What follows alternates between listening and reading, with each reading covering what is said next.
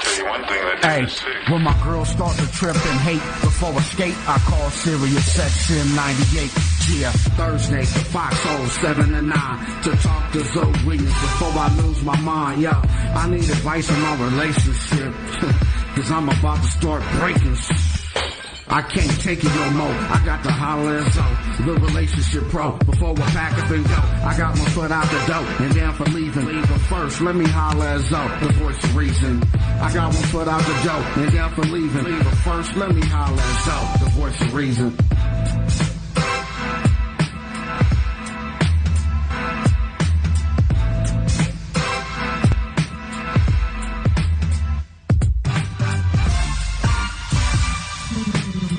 Ladies and gentlemen, the voice of reason back in the building.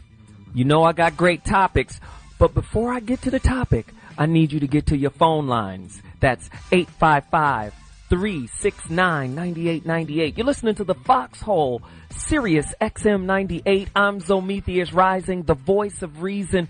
I'm in the building. I need you to go to www.ZoWilliams.com. And if you're online, if you have it connected to your phone, get to your Twitter page, because I will be going to the Twitter people, getting their responses, seeing what they're saying about tonight's topic, which is another heater. Get at me right now, 855-369-9898, the Foxxhole, voice of reason, ZoMetheus Rising in the building. Tonight's topic: who in your relationship is playing the blame game, the victim role in your relationship? How do you get from victimhood to freedom? Who's playing the blame game or the victim role in your relationship? And who's manipulating you by always playing the victim role? I got so many examples of the victim role. The victim's basic stance is that he or she is not responsible for what happens in the relationship. And I'm talking about conflict issues or whatever. They never take responsibility, personal accountability. They're always morally right, always right about everything, right? Again, they're not accountable. They're forever entitled to your sympathy. They feel like they play your heartstrings. They're manipulators. The blame game, the victimhood role, right?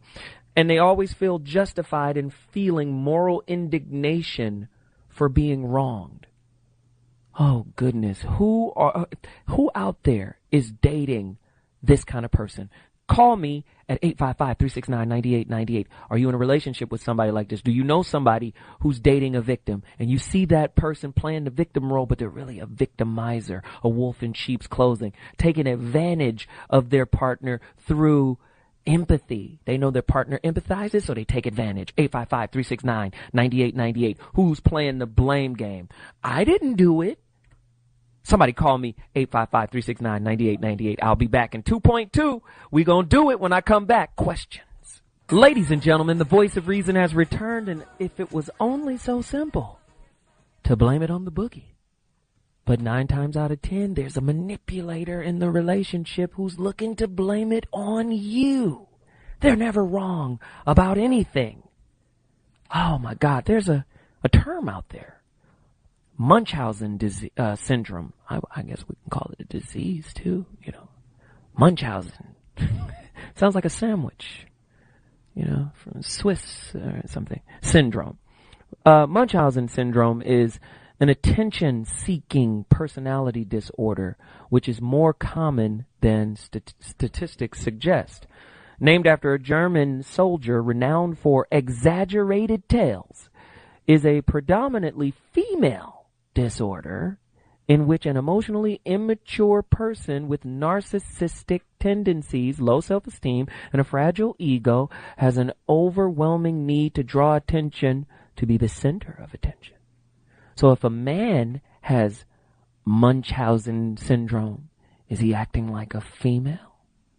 Someone call me at 855-369-9898. I'm just saying, do you have somebody in your relationship that's always playing the victim and using your sympathy against you. Well, you know I like to do this. Welcome back to the Voice of Reason. Get to your phone lines, 855-369-9898. I'm taking your calls. I want to know your opinion. I want to know if you're dealing with somebody like that or been through a relationship like that, have a story to share. Get at me. Follow me on Twitter, @ZoWilliams. Go to my website, www.ZoWilliams.com. Once again, you're listening to the Voice of Reason on Foxxhole Radio, Sirius XM 98. Tonight's topic, who's playing the blame game in your relationship? Right? Who is the perpetual victim, always, never wrong? How do we get from victimhood to freedom? Get to your phone lines, 855-369-9898. And as is commonplace, you know I like to lather you up with questions. And these are questions that I've thrown out on my Facebook page. Follow me on Facebook. It's cool.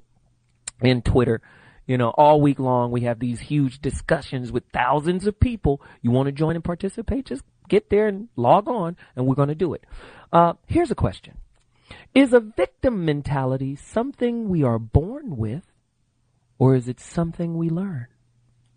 Are we taught how to be victims in, say, a toxic environment, a home environment? Somebody call me, 855-369-9898. What does it mean to think like a victim or have a victim mentality?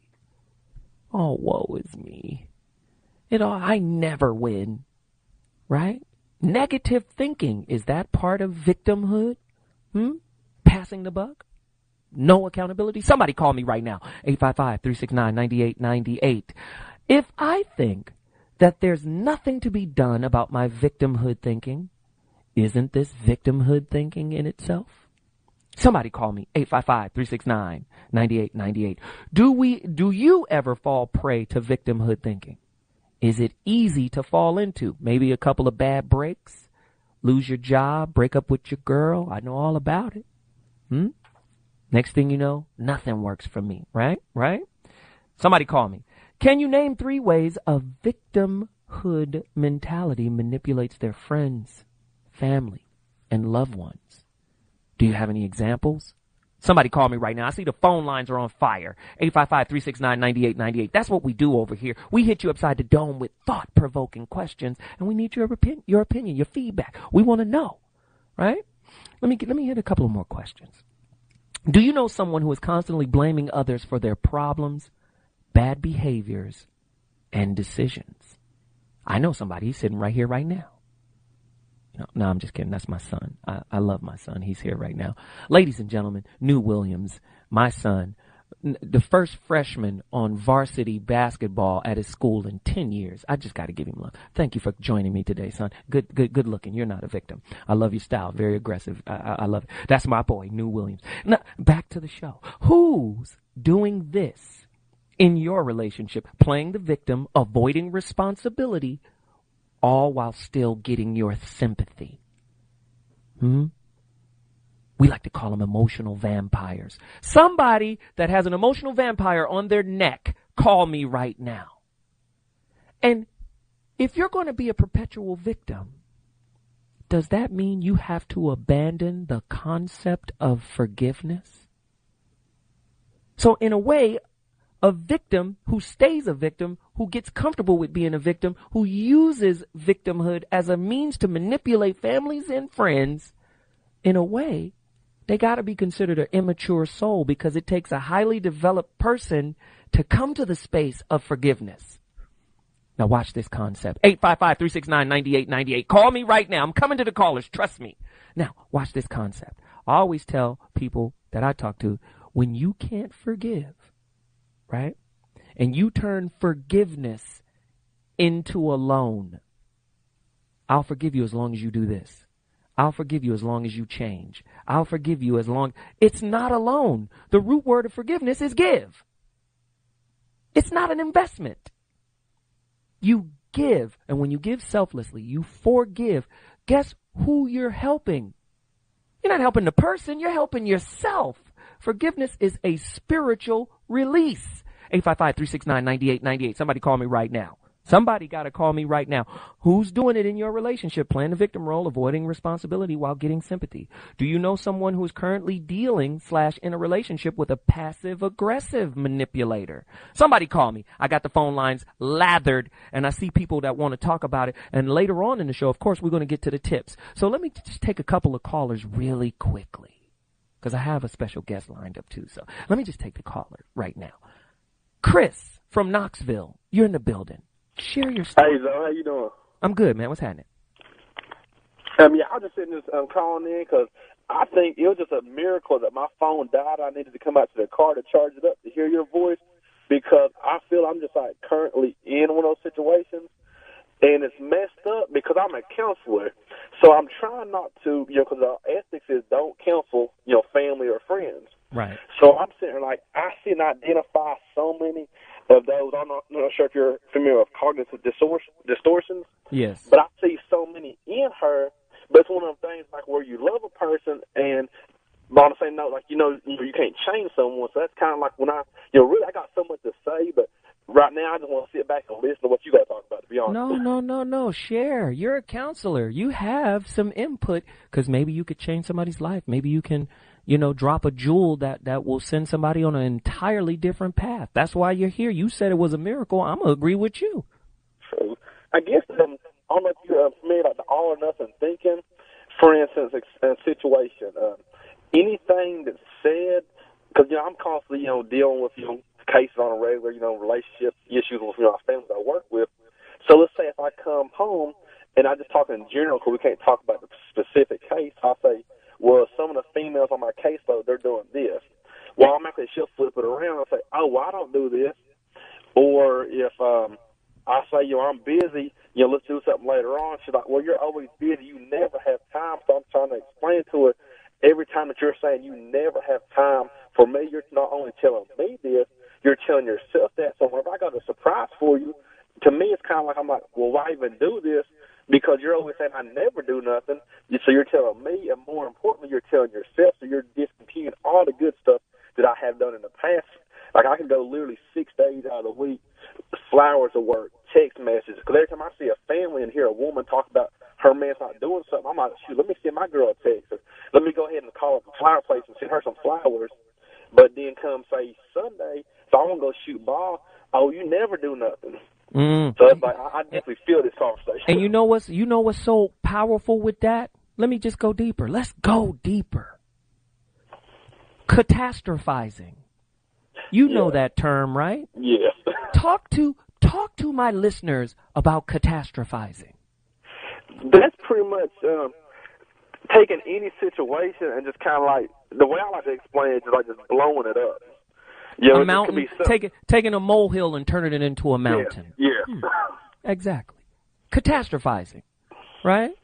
Perpetual negativity, negative reciprocity, keeping a cycle of negativity going, right? Yeah. Wouldn't that be the activity of a perpetual victim?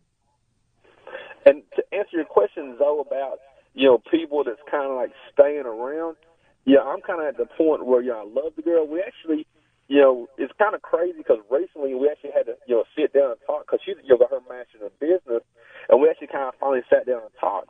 And I explained to her, I'm like, this is how I feel, this is how you feel, and she's, as of now, we're pretty much, trying to move forward, but, I had to let her know, let's try this, leave the past in the past, or the relationship will not last, and just kind of seeing where it goes. So I just advise everybody out there that's in a relationship, just, if you're going to say you're going to leave it in the past or you're going to move forward, truly do that. Okay, so look, before I let you go, give me 3 examples of victim behavior. Victim behavior, I'd say over generalization. Like you see a single negative event as a never-ending pattern. For instance, say if one day, the other person comes home and they're tired, oh, you never do this, and it's kind of like overgeneralization of that one. Mental filtering, kind of picking out a single, which we all do this in some way, but kind of taking that single event. Oh, well, he didn't say I look good today, but he might have said 20 times, that week. And then, my thing is all or nothing thinking. It's like you see it, things are black and white. There's no in between. Ooh, you dropping jewels right now. I don't know if y'all listening to the voice of reason right now, but my man is killing us. 855-369-9898. Stay on the line. Go deeper. Give me one more tip, because everybody needs to hear this right now. Talk to me, bro. Okay. Here's another emotional reasoning. Like, it's kind of, you assume that negative emotions necessarily reflect the way things really are. And I'm going to go ahead and hit you, because I know you be talking, I listen to your show for we talked like 2 years ago. I'm going to hit you with one more. I've been studying Buddhism religion, and I try to tell everybody, one of the things in the choice section, it says, we are what we think. I'm actually reading this from the, I always say this wrong, the Dharma. The Dharmapada. Yeah, the Dharmapada. Very good work. Let's go with it. We are what we think. All that we are rises with our thoughts. With our thoughts, we make the world. Speak or act with an impure mind, and trouble will follow you, as a wheel follows the ox that draws a cart. So I tell people, if you want to have a good day, wake up thinking it's going to be a good day. If you want to have a great relationship, look at the facts. Don't sit and think, oh, this is a bad, day. This is a bad relationship. Because if you think that, go ahead and leave it. Man, great call. Appreciate it, man. He touched on a lot of you. Hey, man, anytime you want to call, you can call in. I appreciate it. Let's keep it cracking. We got more callers online, but he touched on some stuff. What happens when you're somebody's daughter and you're being raised by a victim, someone who refuses to self-empower themselves, someone who wants to pass down the tenets of victimhood, right? Because your relationships fail, you want to look at all of the negativity in your daughter's life, and you want to be jealous of your daughter having happiness, and you want to break her down and ruin her relationship by constantly whispering negatives, by constantly speaking to her with negative self-thoughts, right? That I'm gonna keep badgering you about your dude, overlooking the fact that she's happy. I'm gonna keep giving you negative appraisals about him. 855-369-9898. I'm asking you, have you gone through that? I have, personally. I mean, this is crazy. Somebody talk to me right now. True or false? Victims lack the knowledge that they are being taken advantage of by others. They don't even know. Is that true or false? Somebody call me right now and let me know what you think. Do you know someone who's dating / married to a person with the old woe is me syndrome? If so, what does their relationship look like to you? I mean, what a lot of people don't understand is this thing is pervasive throughout our relationships. First, understand this concept. Conflict in relationship is a two-way street, right? And what happens is we tend to aggrandize or blow up or catastrophize, what somebody has done to us, and we don't take the time to look at whatever table we set for their response to us, right? A relationship is a reflective mirror. So it isn't the bottom line, they did this to me. The question is, what did you do to set the tone for what was done to you? I heard a great quote, and it says, your karma is connected to how you treat me. My karma is connected to how I respond to your treatment. A lot of times people don't understand it's a yin and yang kind of situation. The victim never sees their role in the conflict. Two-way street. Somebody call me right now. We got Kiba from Michigan in the building. Kiba, speak to me. It's actually Keita, but that's okay. I'm sorry, they done spelled your name wrong. I'm sorry, Keita. That's all right. Just listening. I guess I'll go right into it. I got a friend, and usually when we don't talk as much as we used to because I just get tired of hearing that woe is me all the time. She's always in and out of relationships, and, you have that friend that's always, oh, but this happened to me, and he's doing this to me, and I kept saying, I would try to give nuggets like, well, why do you allow yourself to be in those type of situations? I even threw it back at her like, maybe it's something that you're giving off that you keep attracting these type of men to your life. because I can't see that you don't have it written on your forehead that you're a victim. Take me, do me, beat me. So why is it that you're always attracted to these types of people? And I just wanted to know if that's like,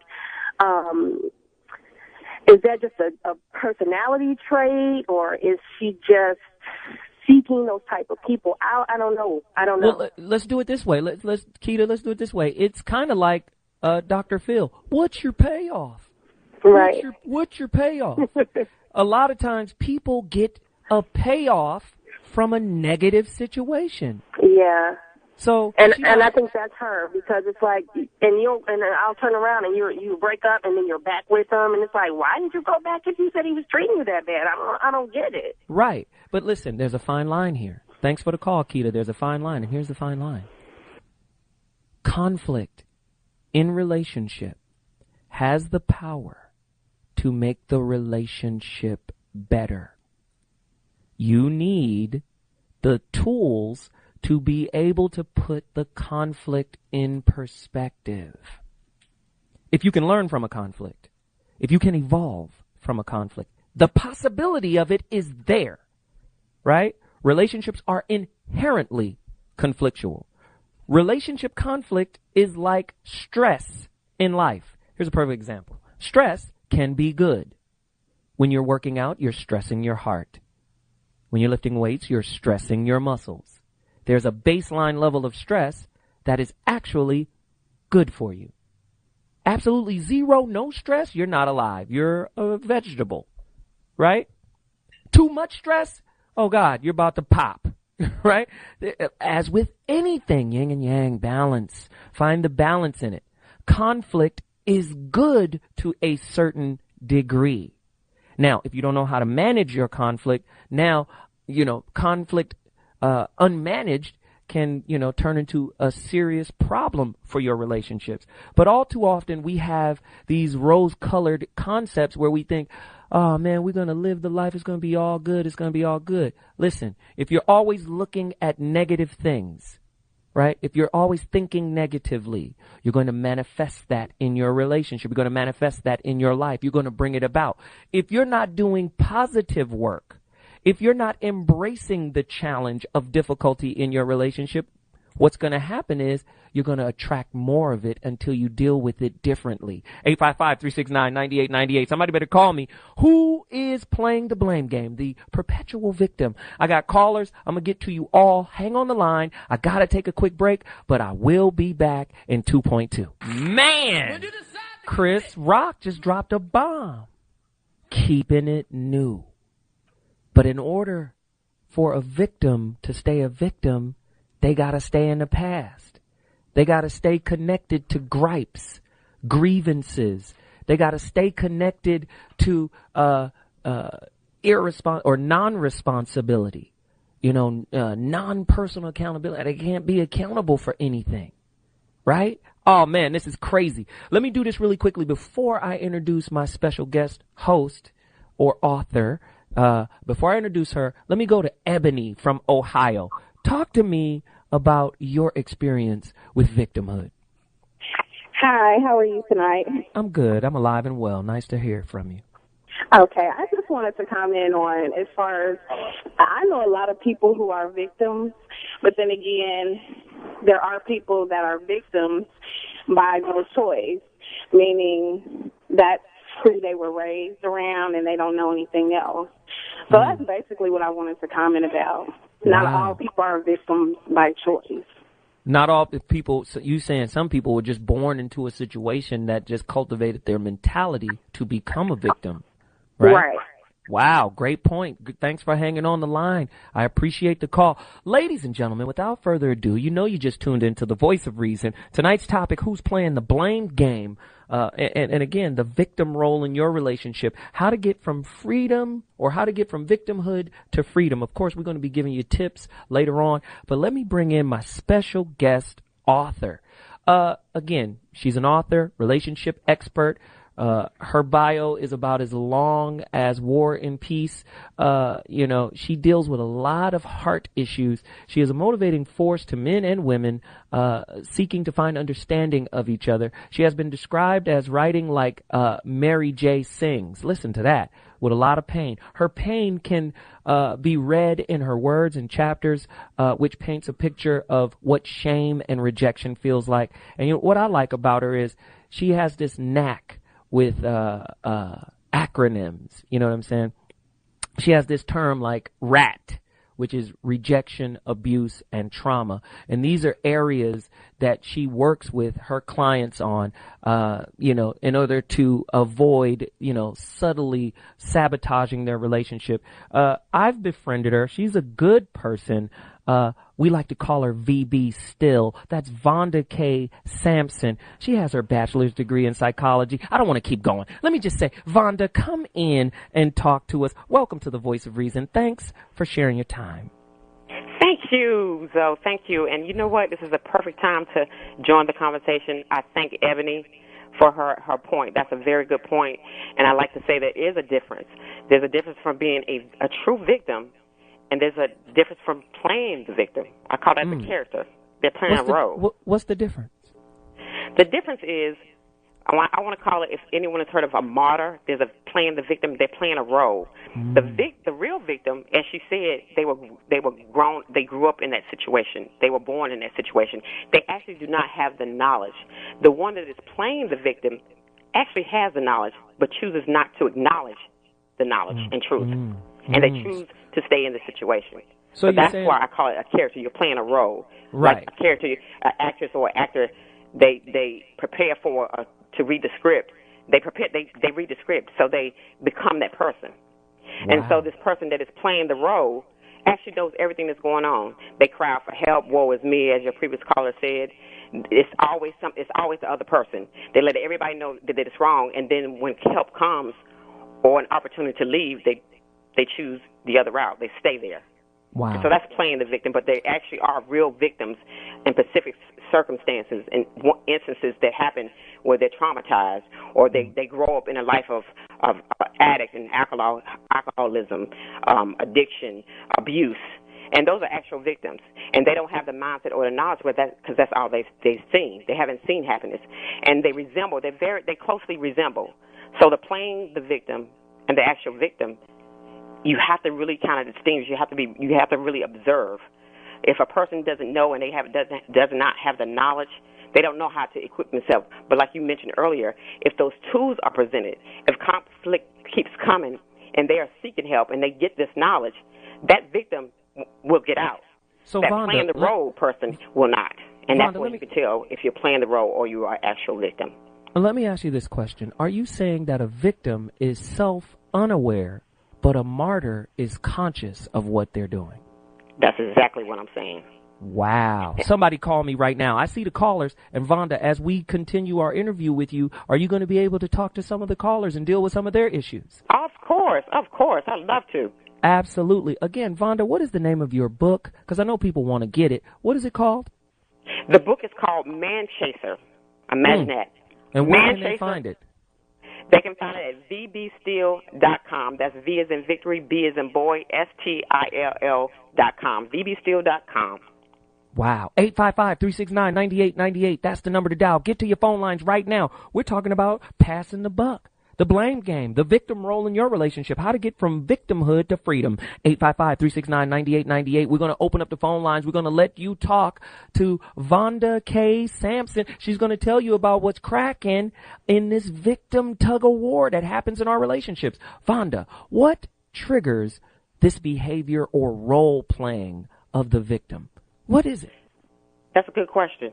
When a person is not used to being happy, as we talked about the victim, when they're not used to happiness or something is quiet or still, and that they're used to being in an environment of conflict and distress and conflict that's negative, then any type of reaction, any type of behavior, any type of attention is what they seek.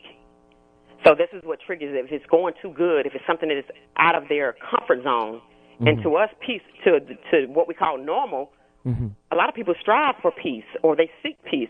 But the victim or the martyr, something that would trigger her is something outside the comfort zone, which means the opposite of that aggression, that tension, that constant abuse. Mm-hmm. So that's what would trigger it. And so that's why you feel, I'm sorry. Because this is opening up so many thoughts here. Because I'm sensing that the perpetual victim person or the martyr, now that you've made the distinction, these are controlling people. These are manipulative, control freak kind of people that try to take advantage, like wolves in sheep clothing, right? Yeah, that's exactly what it is. And it's hard, and you fall into this trap because you honestly are, say you're a person, you honestly are a good person, you see this person, because we all want to be a rescuer, we all want to be the hero, but you end up being manipulated because this person is actually seeking someone to feed their sickness. Captain Saber. And it's actually a psychological sickness. Wow. Ladies and gentlemen, if you just tuned into the Voice of Reason, man, this is very, very heavy stuff. I'm sitting here with a special guest. She's a good friend of mine. She's definitely on board with me now. Vonda K. Sampson. Again, she's the author of Man Chaser. She's talking to us about victimhood. I need you guys to get to your phone lines. I'm going to open up the lines in 2.2, 855-369-9898. That's the number to dial. If you're just tuning in, I want you to know we're talking about who's playing the blame game. Victim role in your relationship. How do we get from victimhood to freedom? Really quickly, breakdown. Victim playing, also known as playing the victim or self-victimization, is the fabrication of victimhood for a variety of reasons, such as to justify abuse of others, to manipulate others, or coping strategy or attention seeking. Somebody get at me at 855-369-9898. That's what I'm talking about. I'm about to take a quick break, but when I come back, phone lines, talk to me and Vonda K. Sampson. We got a lot more to go with. I'll talk to you in a second. Welcome back to the Voice of Reason. Zometheus rising in the building. ZoWilliams.com is the destination. Follow me on Twitter at ZoWilliams. Trust me, I spit out these questions all week long. We start this giant, conversation amongst thousands of people who all participate. Tonight's topic, I want you to get back on with me right now. Who's playing the blame game or the victim role in your relationship? How do we get from victimhood to freedom? Really quickly, of course, I'm joined by a special guest, a friend of mine. Her name is Vonda K. Sampson. VBStill, she's a popular host, speaker, and mentor, and she's an author. She wrote a book called Man Chaser. She's on the line with me. I'm going to the callers, and Vonda, would you help me deal with some of their issues? I'll help you, though. I'm right here. Absolutely. 855-369-9898. That's the number to dial. Once again, get on your phone line, 855-369-9898, or tweet me a question or an issue or comment, whatever you need. 855-369-9898. Before I go to the callers, really quickly, 4 signs of victimhood in marriage. Number 1, the first and most obvious sign of playing the victim card is blaming and criticism. The minute you blame your partner for anything, you are making yourself the victim. Perhaps not as obvious, you criticize your partner because you feel like a victim of a marriage relationship with a less than ideal partner. Uh-oh, how many of you are guilty of that? 855-369-9898. Sign number 2. The second sign of victimhood is subservience or subordination to your partner. This form of victimhood often grows out of a traditional family structure where the male is the major breadwinner. However, earning the most money is a role, not a right to dominate. Somebody call me right now, 855-369-9898. Are you going through that? Do you know somebody? Is that familiar to you? Sign number 3. The third sign that the victim card is being played in a marriage is rightness and bullying. I'm always right. And I always tell people, here's the thing about relationships, sidebar. In relationships, the thing that the person really digs about you over time becomes the thing that they start to hate about you. So in the beginning of the relationship, if it's, oh, God, you're intelligent. I love an intelligent man. By the end of the damn relationship or somewhere near the end, if there's ever an end, it's, oh, God, you think you know every goddamn thing, don't you? You think you the smartest. Everybody, other people got answers. So what I like to tell people that I deal with in my personal life, as well as people that I'm trying to talk to and mentor, I tell them it's not about being right. It's more about communicating for the purpose of understanding. I don't want to be right. I just want to understand. 855-369-9898. Somebody call me right now. Let me know if you're dealing with this. Sign number 4, chronic unhappiness. This sign can be tricky because you could be going through a genuinely unhappy time that is not at all a reflection of your marriage. Nevertheless, with that caveat, chronic unhappiness is often a sign that at least one of you feels victimized by your marriage. The often silent refrain is, if I only had stayed single, if I only hadn't married such a loser, or if only I had gotten an education before I got married. You got all these, I should have did something different. Each of these could signify a feeling of being stuck as a victim of a bad choice. How many of you have gone through that? 855-369-9898. Callers coming to you now. Shantae, Georgia, me and Vonda are here to talk. How you guys doing this evening? I'm good. You? Hey. I'm doing good. So I guess my question is, what do you do when you're in a relationship with someone who is a victim and you yourself are a victim? So you're pretty much just victimizing each other. Vonda? Wow. That's a good point. That's a good, excellent. You have to go back, and I'm not, I'm speaking from experience, and I think that's what gives me the power. And you have to recognize your faults. You have to look at each other and say, where did this come from? And a lot of times when we're playing the victim role and we're both victims, we have to look at the root causes, and I'm a root cause person. I'm not going to give you some tissue and you have pneumonia. So you have to look at the root causes, how you grew up. Did you grow up in an abusive relationship? And so what you're actually doing, two victims are handicapping each other. And so you draw, and it's natural because you're going to draw what you are. So that's why people end up being in the same type of relationship, and they want to get out of an abusive relationship, and then they go to another relationship, and there's two people that both have been abused. But I would say seek counseling. Seek help outside of your comfort zone, outside of your girlfriends. Seek professional help. Right. And just look in the mirror and actually acknowledge what you see. Thank you, Shantae, for the call. Let me give you mine, too, as well. Here's a quote from Aristotle. Knowing yourself is the beginning of all wisdom. Now, we just told you that one of the characteristics of a victim is that they're unaware. Being victimized. Part of being released from a victimhood kind of situation, kind of mentality, is to self-introspection. Go inside, evaluate who you are. Man, just like Vonda just said, I'm building on Vonda's point.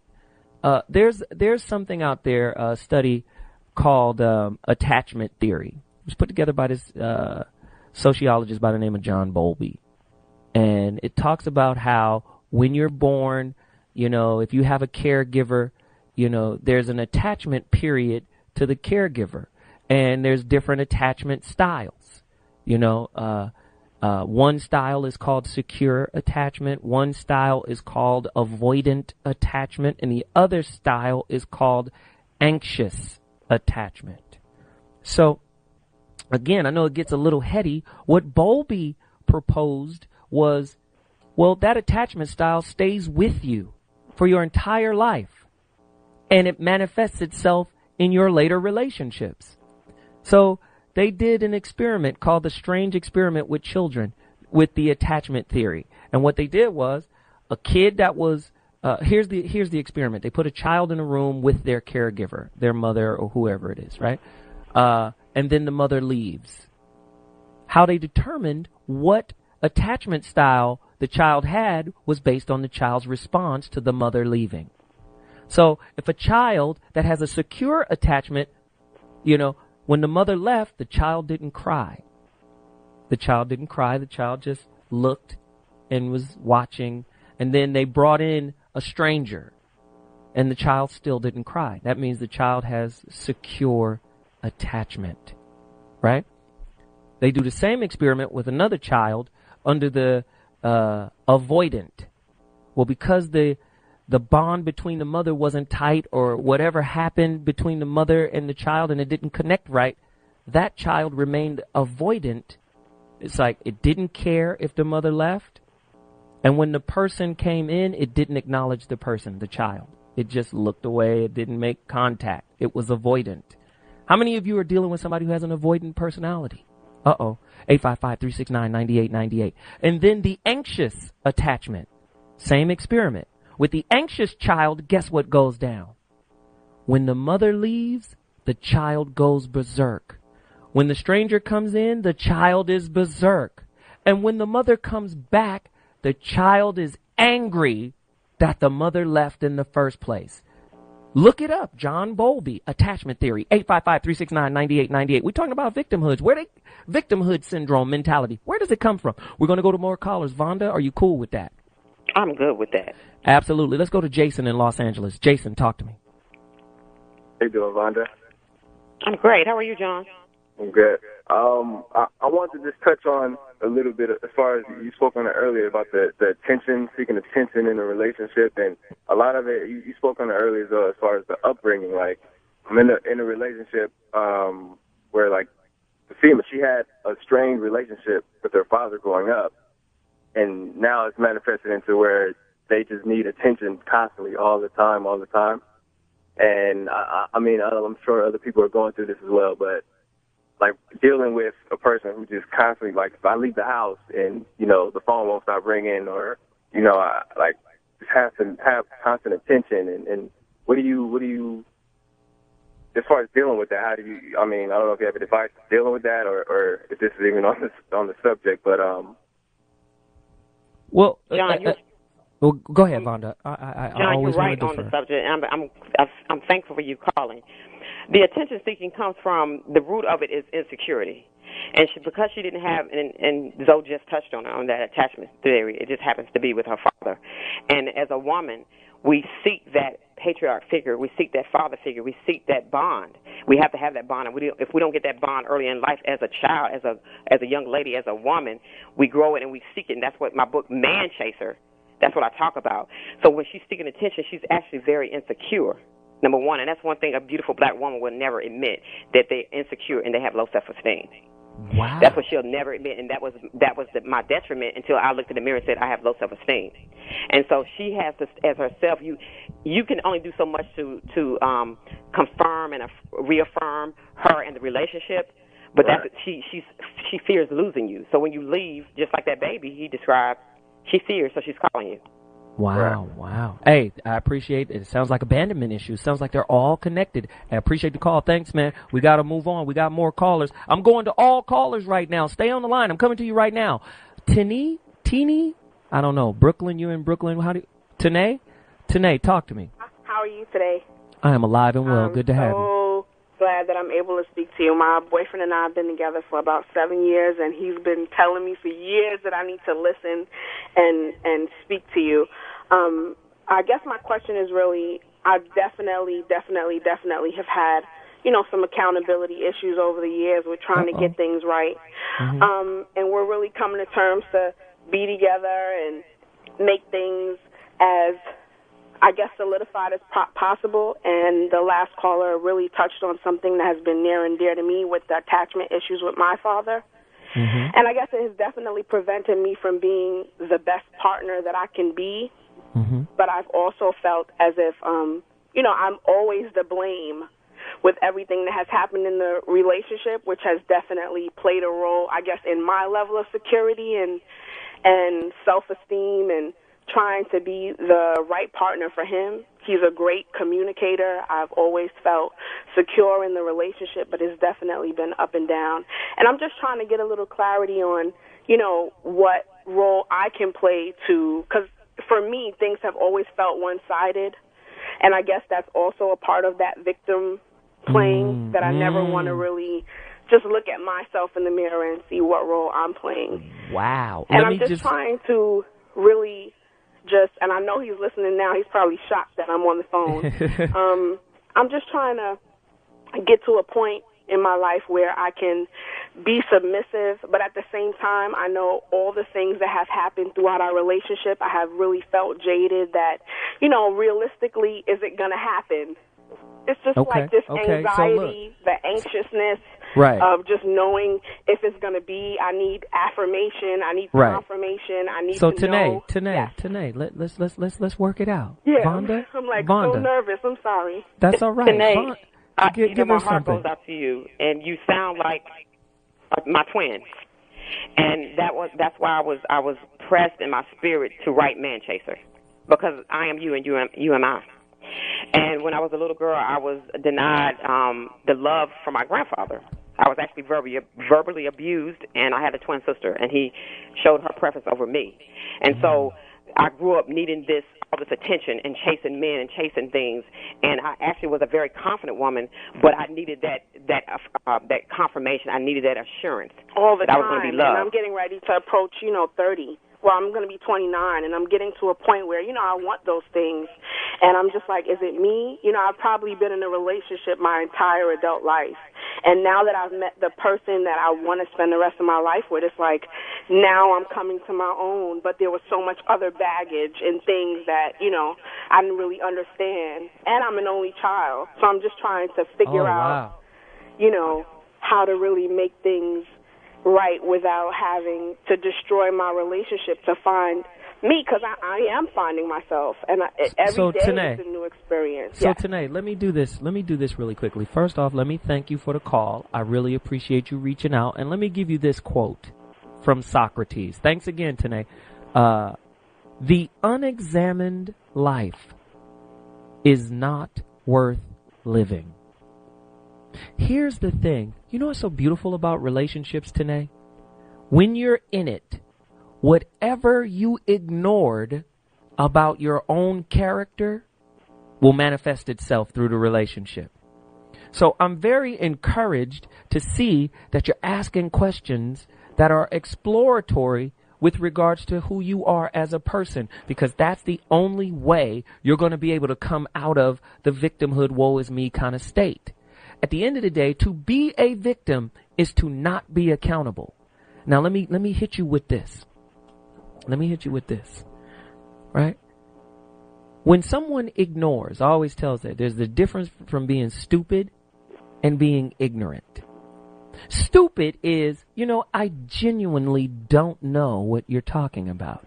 I couldn't walk into Microsoft right now and break down, Windows 97. I couldn't break that. I don't know the software. I don't know the terminology. I'm genuinely stupid. I don't know. Stupid means you just don't know. Ignorant, the root word of ignorant, is to ignore. And when you're ignoring, you're doing that consciously. So to me, it's worse to be ignorant than it is to be stupid. Because when you're ignoring, you're exhibiting willpower. I choose not to pay attention to my flaws. That's how I'm a victim. 855-369-9898. We're going to phone line. Vonda, you with me? I'm with you. Hey, this is fun, right? Derek, California, you're in the building. Let's talk. Hey, how you guys doing? I'm good, man. Let's go. I got actually two questions. One is, why do I feel the need to play Captain Save-A-Ho? And I always seem to grab the women that are very needy, that I need to take care of. Okay, so let's deal with that question right there, because we've got so many callers. We just got to take one. Vonda, talk to him. That's great, and this is my male is just in the male role, the female role. You were actually, did you see that when you were growing up? Can I ask that question? Was your father like that? Yeah, somewhat. Yeah, he was very. He took care of everybody. Yeah, he was a provider. So, I mean, it's really simple, actually. And so you have to look at what you saw as growing up. So you have that need and that desire to be that provider. And you go and seeking to fill that need to be a provider. And it's really simple. Well, so if you want to, but if on the other hand, if they're not fulfilling what you need, then that's where you need to say, let me look at this. I'm not choosing the right partner, and you have to examine how you can still get your need and be a provider, because that's naturally what you are, born to be a man and a husband. Right. So you just have to. Well, now that I found somebody that's actually independent and can take care of themselves, I mean, how will that affect my relationship? Well, let me ask you this: do you feel less appreciated because she's independent? Somewhat. I'm used to okay. Being, so now we're getting. So now we're getting into how being a white knight. There's a book called The White Knight Syndrome. Look it up. by it. The authors were on this show before. The white knight syndrome, where you feel like saving someone makes you relevant, where it makes you feel like you're appreciated. Well, guess what? That means you're victimizing yourself, because now you can't stand alone. It's another form of codependence, bruh. Right. Trust me. Right. So you're not going to have a fulfilling relationship with someone else until you find a self-worth that isn't dependent on the participation of your partner. You understand that? Okay. So all I want you to do, go find that book. The White Knight Syndrome. Great book. Appreciate the call, man. Thanks for calling in. 855-369-9898. We got to take a quick music break. But when I come back, callers. This show is off the chain. Who's playing the blame game? Victim role in your relationship. How do you get from victimhood to freedom? I'll be back in 2.2 with tips on how to do that. Ooh, J. Cole. How do we get up off the sideline? I guess you were on the sidelines when you playing a victim. How do you get up off the sidelines? Well, I got some tips. And then I'm going to the phone lines. Me and Vonda. Really quickly, I don't know if anybody is familiar with Tony Robbins, Anthony Robbins. Very positive, motivational, life-changing, strategic life builder kind of guy. One of the things that he says, you got to change your psychology. You got to be okay with not being a victim. But the only way to be okay with not being a victim is to become conscious that you are a victim, right? Self-observation, objective self-observation. And when you get to that state, now you got to take responsibility for your own life. And then once you take responsibility for your own life, now you got to find a way to be thankful for what's there, for what was learned through whatever experience or traumatic situation you came through, right? Gratitude, is there somebody out there that has it worse than you? Guess what? That's called perspective. Everything is varying degrees of the same thing. You might have it bad, but if you take the time to look around, I guarantee you'll find someone else who has it worse than you. Perspective. And it gives you that, damn, that wasn't as bad as I thought it was. It might have been bad to me because that's my first experience of it, but it isn't as bad as it can get. Man, you know what I'm saying? Turn your focus outward and help someone else out. That's a way to break away from the victimhood. Why? Because now you're actually giving. Remember how I told you forgiveness isn't a loan? Just because you forgive somebody doesn't mean they owe you a particular behavior or a particular acknowledgement. Forgiveness, listen to this. I'm not the most religious guy in the world, but listen to this. I used to argue with my mother, and then one day I had to stop because I realized that's my mother and I'm never going to change her mind, so it doesn't matter. But I saw her being taken advantage of by these religious pariahs who knew she was faithful, and she would spend all her little money. She ain't had no money, but she would spend whatever little money she had to get the little prayer cloth and the little holy water from Jerusalem that was prayed over and all of that kind of stuff. And it used to hurt my heart. But she would say, I'm sowing, and I'm gonna get a harvest. It's gonna reap. And she never reaped a harvest before she died, and that bothered me deeply because I felt like she was being taken advantage of. But let me go deeper. What I recognized with her, God gave me a revelation, and that was, dude, God is not an investment banker. You can't invest in God like you invest in a bank. When you give, it must be selfless in order for you to reap. It has to be a selfless giving. It has to almost be a sacrifice. It might hurt you to give, but if you wish to receive, your wish can't be to receive. Your wish must be to help. And that's why a victim has to learn how to forgive. Not forgiveness as a loan. I'm going to give you one more chance to get it right with me. No, you're not going to get what you seek because you're not giving, and in this case, forgiving selflessly. 855-369-9898. Change your mind. There's another tip. You can simply change your mind to not be a victim. Take your responsibility. Whatever happens to you in your life is 50% your responsibility and 50% somebody else's responsibility, and maybe some other percentage indifferent. It was going to happen anyway. How about that? It was just going to happen. How about that? Every experience is a chance to learn and get better. Yeah? Don't play the blame game. We talked about this all day long.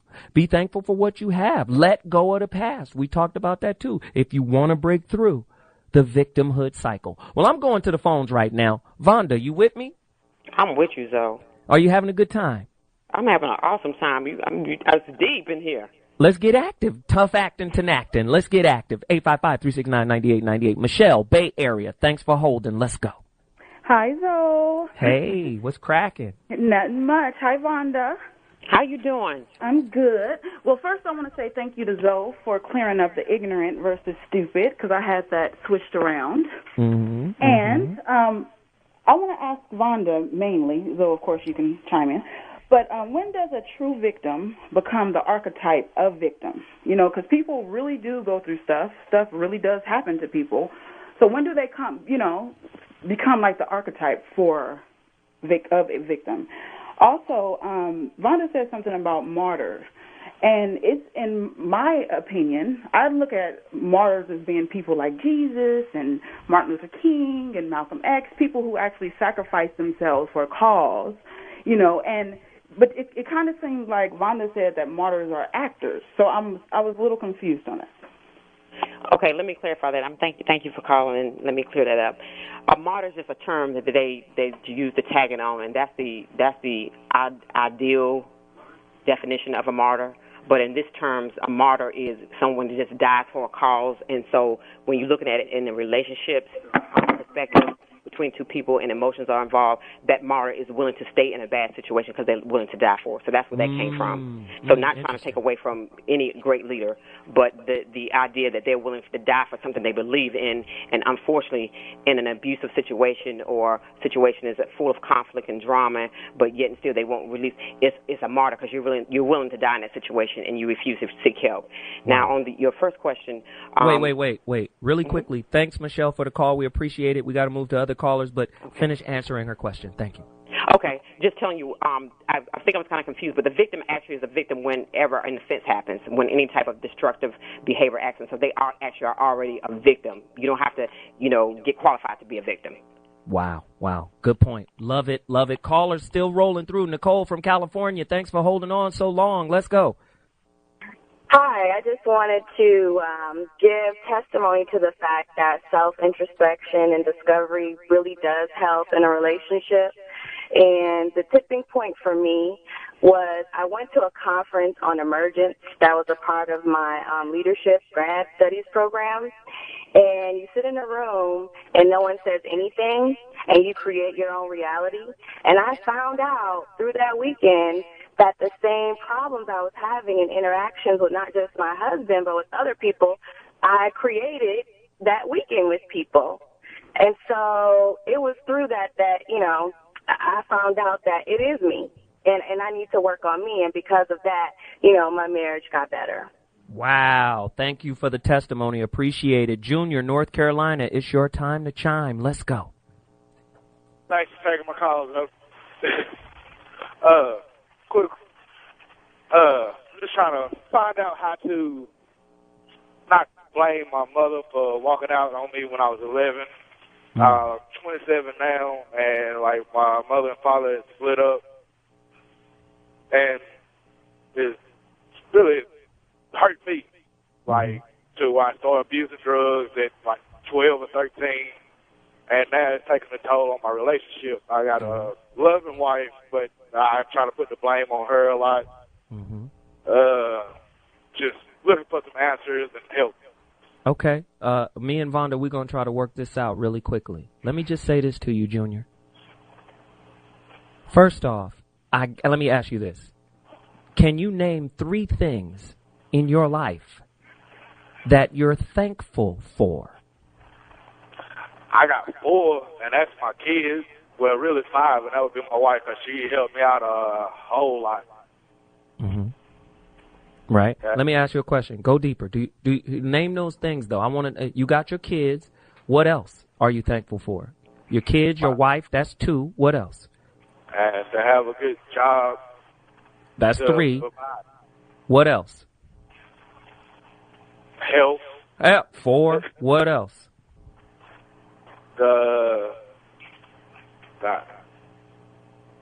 See, the purpose of this experiment is, if you wanted to, you could find things to be grateful for.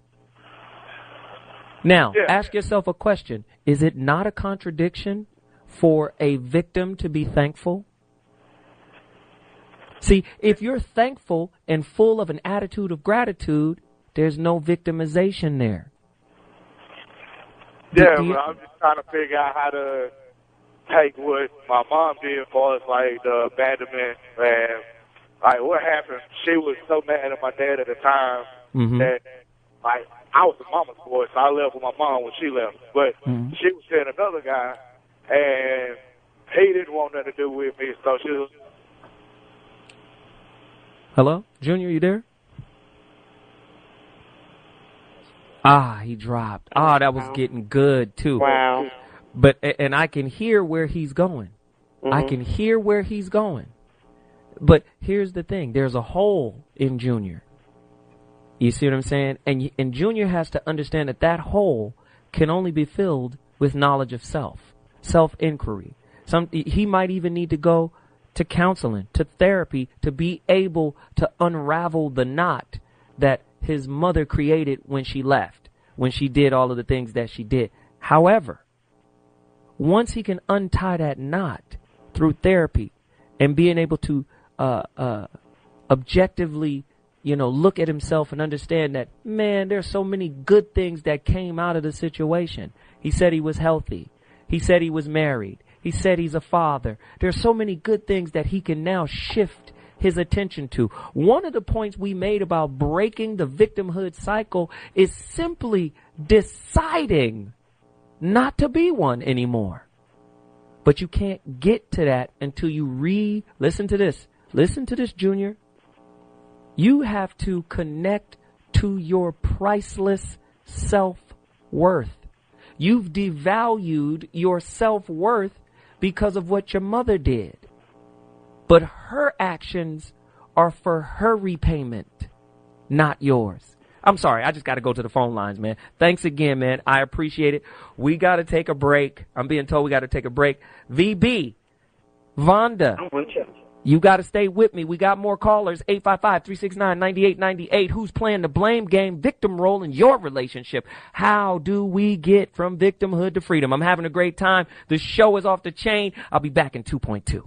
Prometheus Rising, the voice of reason. Foxxhole Radio, Sirius XM 98. Back in the building. The number to dial if you want to get in and chime. We're going to go hard with callers is 855-369-9898. Sitting in with me is my guest host, Vonda K. Sampson. She wrote a book called Man Chaser. She's cold-blooded. She's been offering a lot of insight tonight. I appreciate having her on. She's a relationship expert, and, she's a cold piece of work. And we've got callers. Remember, the number is 855-369-9898. Once again, 855-FOX-9898. And I also want you to follow me on Twitter. That's at ZoWilliams. You can also find me on Facebook. I'm all over the place. And really quickly, I just filmed my new podcast before the show. So I'm going to release a video podcast with different episodes that deals with topics. It's going to be crazy. Trust me. Things are looking up. A lot of good things are happening. Oh, we got a Twitter response here. We got a few of them, actually. At Moni, I've definitely played the victim attempting to get my way, but have definitely felt like forgiveness has been a loan. Whew. Listen to the depth of forgiveness being a loan. A business loan. Listen to that. It's directly tied into being a victim, because a victim doesn't see their accountability in whatever has happened to them. They can only see what's being done. I think there's something in sociology called the fundamental attribution error. And what that is, really quickly, the fundamental attribution error. What that is a lot of times we judge people on their behavior alone. And we will attribute, different definitions for their behavior. And a great example of the fundamental attribution error is, say a guy is driving down the street and you're right behind him or on the side of him, and then they immediately cut you off. Well, we might judge them. You crazy.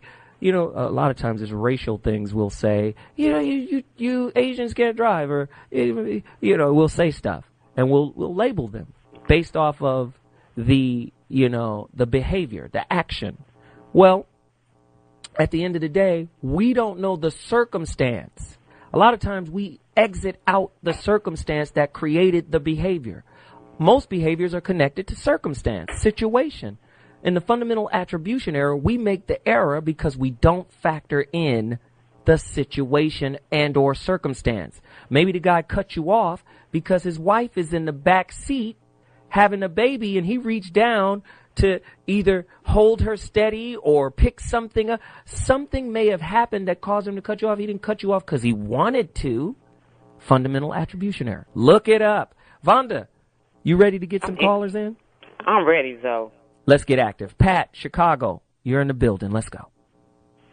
It's, you know what, in my marriage, my victimization is actually coming from my mother-in-law, and it started shortly after my youngest daughter was born. It's like her marriage is all shot to hell. I mean, they've got the weirdest situation I've ever seen. Both of my parents were together until to death did them part or whatever. And her victimizing my wife, which is now victimizing me, by, just with the stress, because I know how she was prior to the last baby. And I'm going to be honest with you. I told my wife I'm not going to divorce her because I love her, but I don't love the situation we got with her mother, trying to give us commands. I don't mind her giving suggestions, but she can't command a damn thing over here when I'm an adult. And my thing is that it's turning to the point where I won't divorce my wife, but I'm actually considering going outside of my marriage because there's no joy in it because of her mother. And you know what? This is a cold situation because, oh, God, I don't even want to get into my situation, but that's a real cold piece. A lot of times, man, I mean, we could do a damn in-laws show to deal with that. Just an in-laws show in and of itself. That outside negative voice. Vonda, talk about it. That's deep. And I suggest, you made a valid point that you were not going to divorce your wife.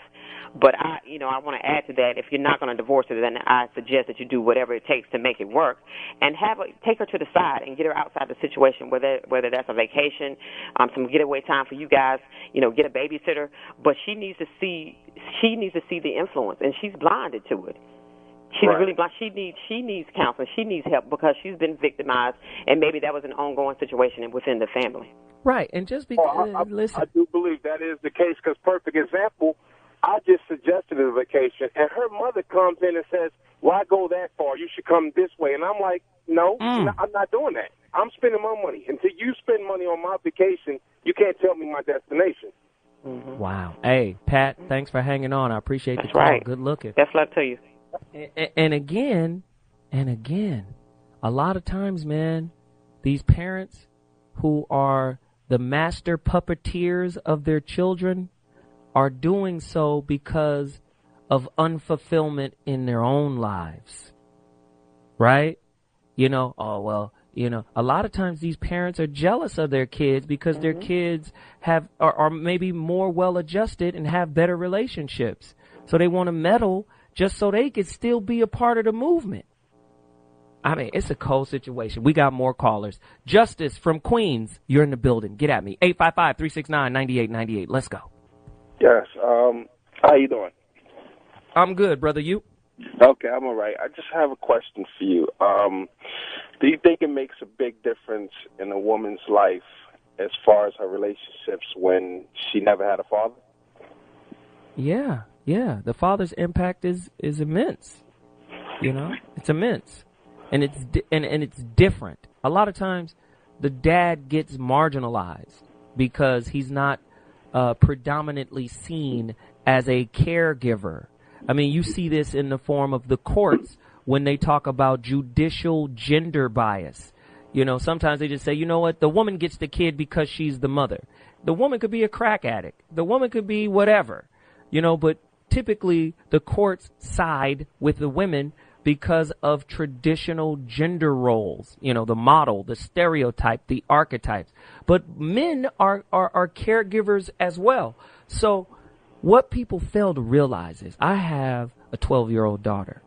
Yeah. My impact on my daughter, it's beyond what you could think. Because when I come in, she responds to me differently. That's my dad. Yeah. So when I say, hey, I don't like what you're wearing, she immediately, okay, Dad, what's happening? What did I do? You know, she's aware of my presence. And then I teach her boundaries. You know what I'm saying? If I got a friend over and she's at home laying around all willy-nilly, no, not in here, not right now. We got company. So what I'm doing is establishing boundaries as a father. A lot of times a woman that wasn't raised with her father or the father left abruptly has, you know, she's kind of lost as to what those boundaries are, and she's seeking the energy of masculinity that she didn't get when she was younger. So it's a cold situation, Justice. Yes, it is. What do you think, Vonda? I'm just to add to what you're saying, it's key being a woman and in a dysfunctional home, having a father there, but absent because of the abuse he went through. It's key because we seek a man, first of all, for protection and security. That's innate from a woman. We're going to seek your security and we're going to seek your protection. And so if you have found a woman or you're dating women that did not have this father figure in their life, no, first off, that's what they're seeking for. Not that they're weak or anything, but we naturally seek that, and we want to be protected, especially that one that says, I'm independent, Miss Independent. Right. We're not that independent. We seek that, what he said, that energy. We seek just to have you there. Right. And you're the controller. We want you to have control. Hey, Justice, I want to say thank you, man, for reaching out and hanging on. Thanks again, bro.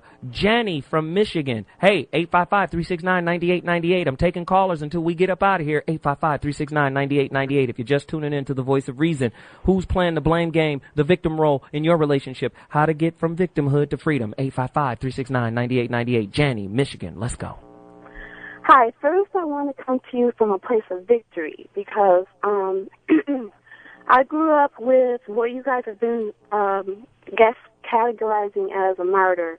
My mother was abused in her relationship with my father, really bad. And throughout my childhood, she's selected the same type of men that have been physically and verbally abusive. And when I grew up under her, she was abusive towards me, which led to a lot of things happening because she was dealing with things and I grew up in group homes. So that's getting to the point. I've lived somewhat everywhere, and I've been ridiculed a lot in my life by siblings and people around me that I never stay in one place for very long and all this other kind of stuff. And I have done a lot of retrospective. I have done a lot of inner self, analyzation, stuff like that. And I would change a bit of it, actually, because I'm not a very religious person. I'm a very spiritual person. I believe everything happens for a reason. And the Divine Creator has brought me to a point where because of all the things that I have gone through, I have been able to understand not only me, but people that have been through similar situations like me to where they don't appear strange to me, that I can still embrace them I can enjoy without destroying them. I can empower them without making them feel like something's wrong with them, because there's nothing wrong. We all go through, there's a myth that a spiritual person is never supposed to be unhappy. That's a total myth, because you have to know, in order to know love, you have to know hate. The Divine Creator created all these emotions, and the audacity of man to pick and choose which ones we want to go through. So that's good. I'm coming to you from a place of victory, because basically, throughout my life, I think that my mother, because of certain things that have gone on in her life and the things that maybe she feels guilty that she didn't do for me or she didn't provide for me, she kind of filtered over to my children, which inevitably created a distraction. That's not the word. An alienation of affection, because I believe if you're in a family, you prosper together or you struggle together. And my mother, coming from a place where she feels that she kind of missed the mark, she felt she could make it up with my children. Now, what I want to say is that because throughout my life, that void that you guys have been talking about throughout periodically this program, there has been a void in my life, and it's been family. That's why I've been hopping around from place to place to place to place. And my father has never been really in my life. My father was very, very abusive, which I've already said, but he also was abusive towards me. The one time that I did actually get a chance to stay with him, I reminded him of my mother. And so the things that went on between him and my mother, as far as the abuse, trickled over to me. And the same with my mother. I would do things around my mother, and she would be physically abusive because she said that reminded her of my father. So what I want to say is that the divine creator is, I'm stumbling through my words, I'm really sorry, but the divine creator is very, oh my goodness, so good, and my heart is pounding so fast. But what I guess in totality, I wouldn't change a thing because it's given me more insight on myself. And even though I come around my people sometimes and I feel really awful sometimes about the disconnection that we have that I wish I had, because I do long for it. But before, I used to make myself a victim to it. I used to make myself a victim to, I wish I had a family like that. I wish this, and they knew it. So check this out, Jenny. I got something for you. Because you just personified the point that I was going to make. And I'm going to dedicate a song to you. But you just personified a point. At some point in your victimization, you have to move from that mentality of victimhood to self-empowerment. Exactly. And what you've done is you've put yourself through the fire, and you've purified yourself, and you came out on the other side better because of what you went through. And you didn't use what you went through as a crutch to stay crippled. You used that experience as a stepping stone to get to your capstone. And let me just do this for you real quick. I want to dedicate a song to you. Can I say this first before wait. that? No, I got to do this because we got so many callers. But say it really quickly. You got 5 seconds. I want to say this. My mother is the epitome of what you guys are describing as a martyr, but because I don't allow her to do that to me anymore because of what you just said as far as me being more empowered, they don't know how to react to me anymore. So the only thing they can do is be derogatory because they don't understand what premise that I'm coming from. And before that would have bothered me, but now I'm okay with it because that is kind of like a cosign from the divine creator that I have grown, that I have rose above it, that I'm operating in my higher self. So I'm cool with it. And Jenny, I appreciate you for reaching out, but let me dedicate this record to you. Through the Fire, Shaka Khan. That's real love right there. 855-369-9898. Listen to Shaka tell you about how to love for real. I like to fuck somebody I'm in love with, but I ain't making love to nobody. I get into bed.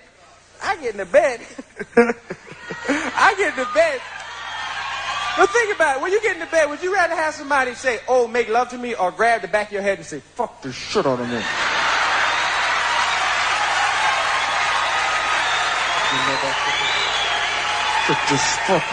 Fuck me, Jordan. You want somebody in the bed with you? Oh, darling, I want to make love to you.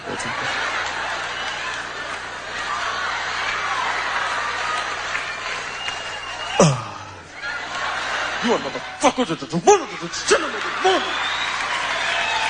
I'm a realist. But I tell you, I don't want to fuck, I want to make love, and to make you wait, and you wait and wait and wait and wait. You just keep on waiting, just wait, and finally, she gives you some. And it's the best you ever had in your life. You come harder than you've ever came. This was it. This was the feeling I've been searching for. I finally made love. You didn't make love, it just felt real good. You know why? Because you waited 5 months for it. If you're starving and somebody throw you a cracker, you're going to be like this. God damn, that's the best cracker I've ate in my life. That ain't no regular cracker, was it? What was that, a saltine? God damn, that was delicious. That wasn't no saltine, no, that was Ritz. That wasn't no Ritz. I said, God, that's the best cracker I've ate in my life. Have another one, please, one more. Then you get married because you think you found the bomb? Ladies had the and gentlemen, same crackers every Zoe day for a year? is rising back in the building. ZoWilliams, Foxxhole Radio, Sirius XM 98. Tonight's topic, who's playing the blame game, victim role in your relationship? How do we get from victimhood to freedom? And that's another legendary comic, Eddie Murphy. Crazy, right? Listen, I'm here joined by Vonda K. Sampson. She's on the phone. She's the author of Man Chaser. And like I said, she's been stalwart tonight. You know, she was great. Let me do this really quickly. Where can they find your book? Where your website, whatever it is, you know, where people can go to a central hub and get connected to Vonda K. How do they do that? I'm on Twitter at VBStill.com. I'm on Facebook at VBStill. And you can find the book Man Chaser, Overcome Rejection at the same VBStill.com. That's V as in Victor, B as in boy, S as in Sam, TILL.com. Wow. And really quickly, I want to also offer, and I'm going to ask you, what are your tips to help people overcome victimhood? What are some of your tips? What can they do to turn it around? The first thing I suggest is acknowledgement. That's the first key right there. Acknowledge what happened in the past and forgive. To the caller that we lost him, you know, he was really getting somewhere, though, but forgiveness right there is the key. From being rejected from his mother, forgive those who have hurt you. That frees you. It's not alone. But then acknowledge, okay, because in that pain we try to placate. We try to like medicine. We try to get other people to say it's okay to be like that. It's not. It's okay to be happy. That's number two. It's okay to be happy. Right, you don't have to stay in a bad situation. Right. And stop fearing, because that's how women want to manipulate and they want to have control, because they fear and they want to know when it's going to happen. When are you going to marry me? When are we going to do this? You fear. And if you trust in your higher power, whatever you want to call, whoever that is, if you trust in God and you have faith, there is no need to fear. Wow, that's powerful stuff. Really quickly, I want to take one final caller before we get out of here. And it's a sister, Pam from Maryland. You're in the Voice of Reason. It's your time to chime. Pam, hello? You there? What's happening? Yeah, I'm here. I wanted to call because when I heard y'all talk about being a victim and a martyr, I've been both. And I'm on my road to freedom. And that was because I lost my father when I was young. When I was 12 years old, I went through a lot of things as a young child. But I turned that around because I went through therapy. But I learned how to turn around and manipulate people. In all my relationships, I was always abused. I used and manipulated men to get what I want. And then I turned to drugs. And I found out when I turned to drugs, I got plenty of attention from my family.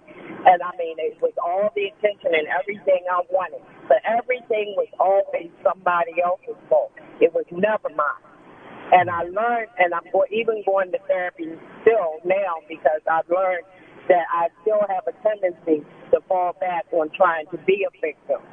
But I'm on that road to having freedom. But I do want people to know that there's more than one way to be a victim, and drugs is one heck of a way to become a victim.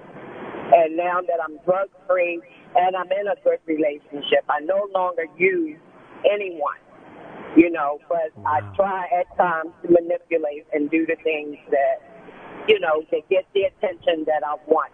But that's being a martyr, and I don't want to be a martyr anymore. Wow, Pam. Wow.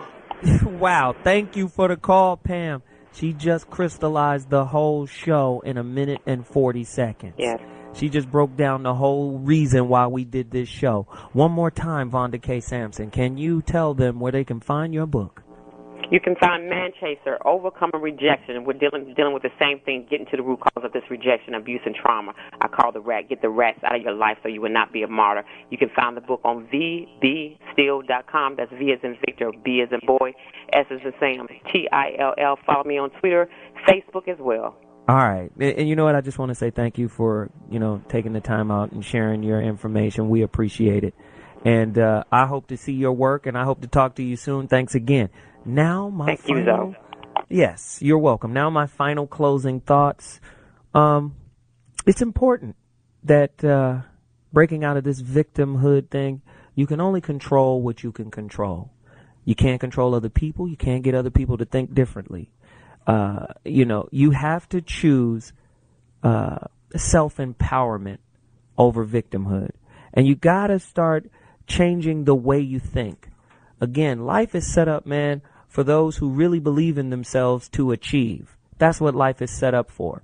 The moment, you stop believing in yourself and you stop valuing, or the moment you put a calculable value, a calculated value, something that you can say, I'm worth this.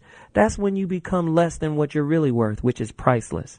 And launch it on my YouTube page. It's going to be crazy. So go to the website, www.ZoWilliams.com, for more information. Go find me on Facebook. Join me on Facebook. I tweet out all of these questions all week long. Tonight's show was off the chain. A lot of great information, a lot of comedy, a lot of music. I appreciate everybody, and I will see you next week. Deuces.